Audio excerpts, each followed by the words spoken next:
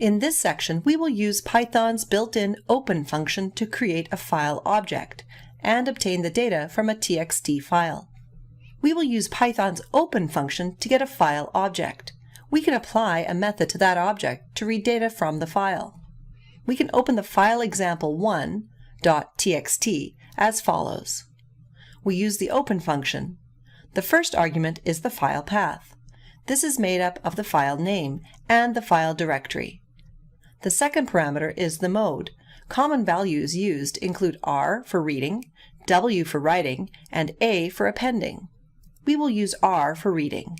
Finally, we have the file object. We can now use the file object to obtain information about the file. We can use the data attribute name to get the name of the file. The result is a string that contains the name of the file. We can see what mode the object is in using the data attribute mode, and R is shown representing read. You should always close the file object using the method close.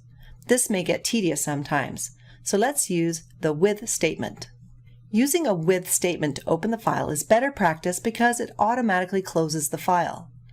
The code will run everything in the indent block, then closes the file. This code reads the file example1.txt. We can use the file object file1. The code will perform all operations in the indent block, then close the file at the end of the indent. The method read stores the values of the file in the variable file_stuff as a string. You can print the file content. You can check if the file content is closed, but you cannot read from it outside the indent.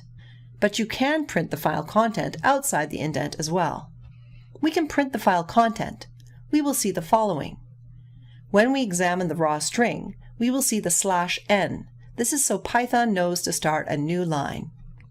We can output every line as an element in a list using the method readLines. The first line corresponds to the first element in the list. The second line corresponds to the second element in the list, and so on. We can use the method readLine to read the first line of the file. If we run this command, it will store the first line in the variable file_stuff, then print the first line. We can use the method readLine twice. The first time it's called, it will save the first line in the variable file_stuff and then print the first line. The second time it's called, it will save the second line in the variable file_stuff and then print the second line. We can use a loop to print out each line individually as follows. Let's represent every character in a string as a grid. We can specify the number of characters we would like to read from a string as an argument to the method readLines.